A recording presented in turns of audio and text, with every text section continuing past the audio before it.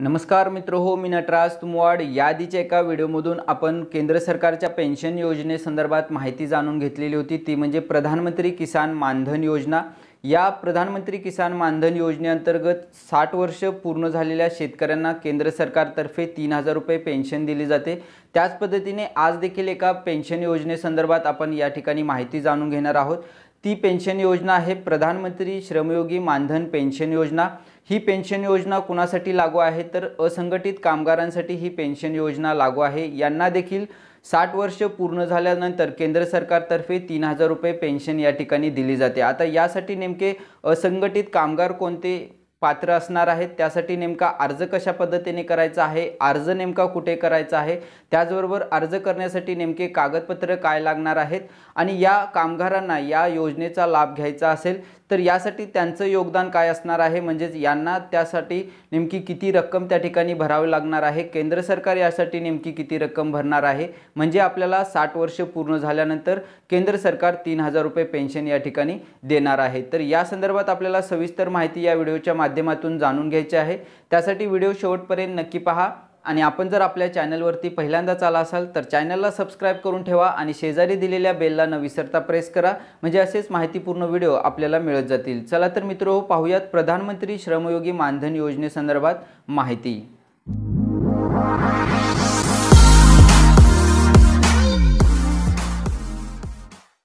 तर मित्रो, प्रधानमंत्री श्रमयोगी मानधन योजनेसंदर्भात माहिती जाणून घेण्यासाठी सर्वप्रथम आपल्याला कामगार आणि रोजगार मंत्रालय भारत सरकार या पोर्टलवरती या ठिकाणी यायचं आहे। या पोर्टलची लिंक मी आपल्याला डिस्क्रिप्शन बॉक्समध्ये दिलेली आहे। तर या ठिकाणी आपण पाहू शकता, असंघटित कामगारांना वृद्धापकाळापासून संरक्षण मिळावे यासाठी भारत सरकारने असंघटित कामगारांसाठी प्रधानमंत्री श्रमयोगी मानधन म्हणजेच PMSYM नावाची पेन्शन योजना सुरू केली आहे। असंघटित कामगार हे मुख्यतः घरातील कामगार, रस्त्यावरील विक्रेते, मध्यान्ह भोजन कामगार, हेड लोडर, वीटभट्टी कामगार, मोची चिंध्या वेचणारे, घर कामगार, धोबी, रिक्षाचालक, भूमिहीन कामगार, स्वतःचे खाते कामगार, शेतमजूर असे काम करतात। बांधकाम कामगार, विडी कामगार, हातमाग कामगार, चामडे कामगार, दृकश्राव्य कामगार आणि तत्सम इतर व्यवसाय ज्यांचे मासिक उत्पन्न रुपये 15,000 दरमहा किंवा त्यापेक्षा कमी आहे आणि ते 18 ते 40 वर्ष वयोगटातील आहेत, त्यांना नवीन पेन्शन योजना NPS, कर्मचारी राज्य विमा महामंडळ ESIC योजना किंवा कर्मचारी भविष्य निर्वाह निधी संघटना अंतर्गत समाविष्ट केले जाऊ नये। पुढे तो किंवा ती आयकरदाता नसावा। तर आपल्याला या ठिकाणी नेमके कोणते कामगार या ठिकाणी समाविष्ट करण्यात आलेले आहेत हे या ठिकाणी समजलं असेल। त्याचबरोबर या योजनेचं जे वैशिष्ट्य आहे ते आहे, ही एक ऐच्छिक आणि अंशदायी पेन्शन योजना आहे, ज्या अंतर्गत ग्राहकाला खालील फायदे दिले जातात म्हणजेच मिळतात। तर या योजनेअंतर्गत जे फायदे मिळणार आहेत ते कोणते आहेत ते आपण या ठिकाणी पाहू शकता। किमान विमा निवृत्ती वेतन म्हणजेच प्रधानमंत्री श्रमयोगी मानधन योजनेअंतर्गत प्रत्येक ग्राहकाला किमान विमा पेन्शन रुपये 3000 रुपये मिळेल वयाची 60 वर्ष पूर्ण झाल्यानंतर दरमहा। त्यानंतर कौटुंबिक निवृत्ती वेतन म्हणजेच निवृत्ती वेतनाच्या प्राप्तीदरम्यान सदस्याचा मृत्यू झाल्यास लाभार्थीच्या जोडीदारास लाभार्थ्याला मिळालेल्या पेन्शनपैकी 50% कुटुंब निवृत्ती वेतन म्हणून मिळण्याचा हक्क असेल। कौटुंबिक पेन्शन फक्त जोडीदारालाच लागू आहे। तर या ठिकाणी जर समजा एखाद्या कामगारांनी ही पेन्शन योजना घेतलेली आहे आणि त्या कामगाराचा त्या ठिकाणी मृत्यू झालेला असेल तर त्या पत्नीला त्या ठिकाणी याचा लाभ 50% मिळू शकतो।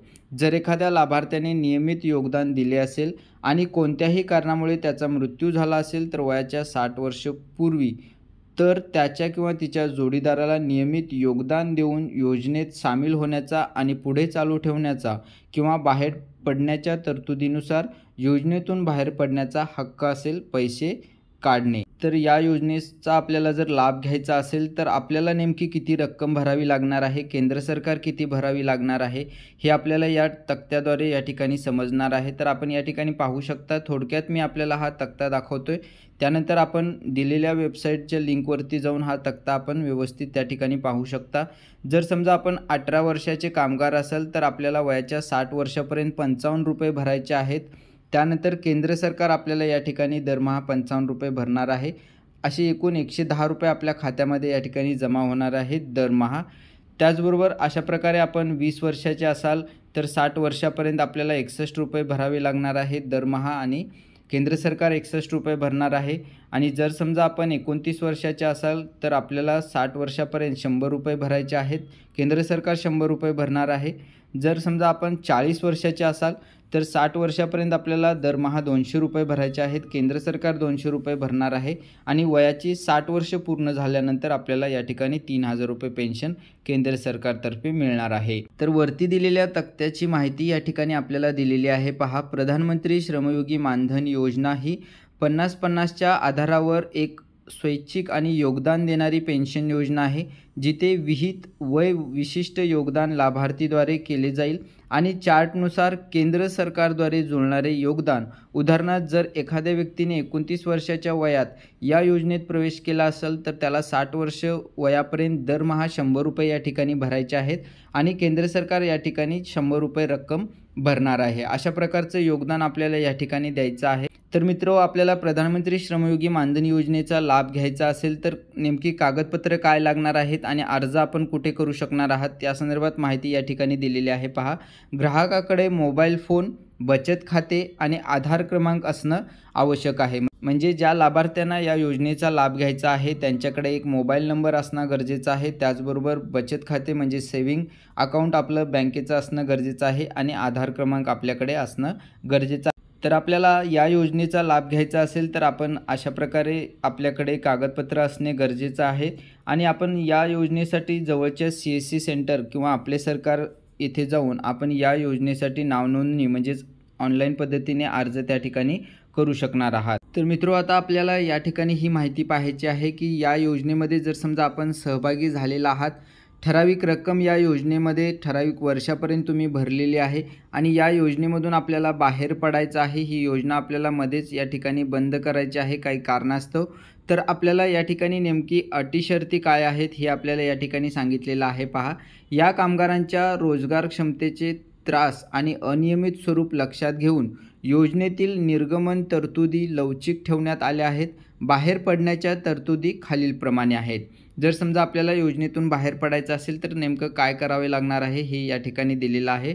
त्या संदर्भातल्या अटी शर्ती या ठिकाणी सांगितलेल्या आहेत. तर पहिली अट ही आहे, जर ग्राहक 10 वर्षापेक्षा कमी कालावधीत योजनेतून बाहेर पडत असेल तर लाभार्थ्याचा वाटा फक्त बचत बँकेच्या व्याजदरासह त्याला परत केला जाईल. दुसरी अट या ठिकाणी आहे, जर ग्राहक 10 वर्ष किंवा त्याहून अधिक कालावधीनंतर परंतु सेवानिवृत्तीचे वय 60 वर्ष पूर्ण होण्यापूर्वी बाहेर पडत असेल तर निधीद्वारे किंवा बचत बँकेच्या व्याजदरात जे जास्त असेल त्याप्रमाणे जमा व्याजासह लाभार्थीचा वाटा त्यांना त्या ठिकाणी दिला जाईल.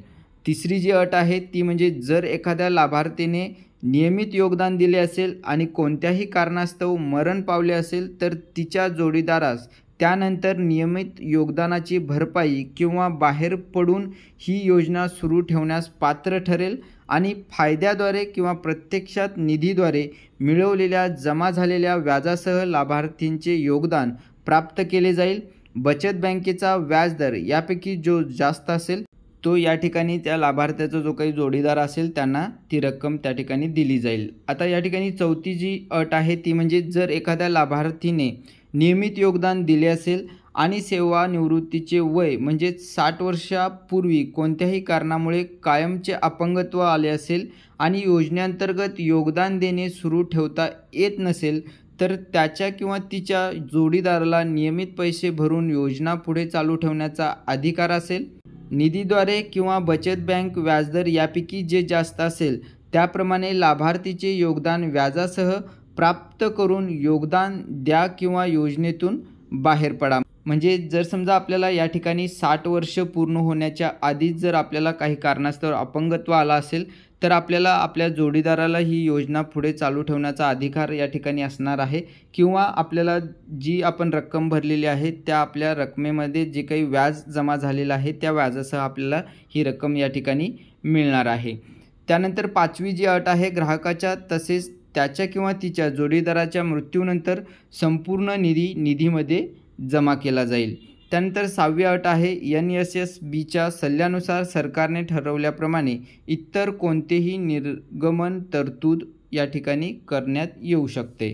तर आता आणखी एक महत्त्वाची या ठिकाणी माहिती आहे ती म्हणजे जर समजा आपण या योजनेमध्ये सहभागी झालेला असाल आणि या योजनेमध्ये आपण ठराविक रक्कम भरलेली आहे आणि मध्यंतरी आपण काही खंड केलेला आहे आणि मध्यंतरी रक्कम आपण भरलेली नसाल, तर आपल्याला जर ही योजना पुढे चालू ठेवायची आहे तर आपण जी काही दंडाची शुल्काची जी काही रक्कम आहे ती दंडाची रक्कम त्या ठिकाणी भरून आपण ही योजना परत त्या ठिकाणी पुढे चालू करू शकता.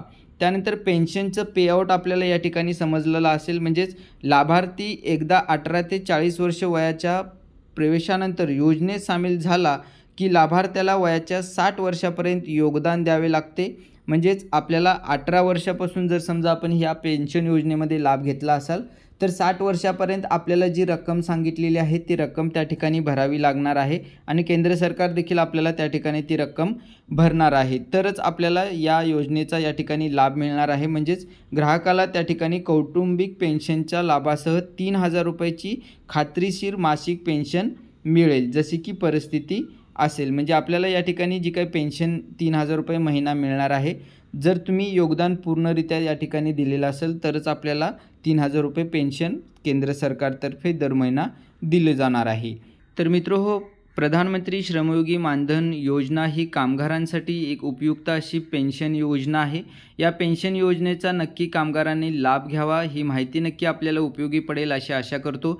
ही माहिती आपल्या इतर मित्रांना शेअर करायला म्हणजेच पाठवायला नक्की विसरू नका. चला तर भेटूयात पुढील एका नवीन अशा उपयुक्त माहितीसह. तोपर्यंत नमस्कार, धन्यवाद.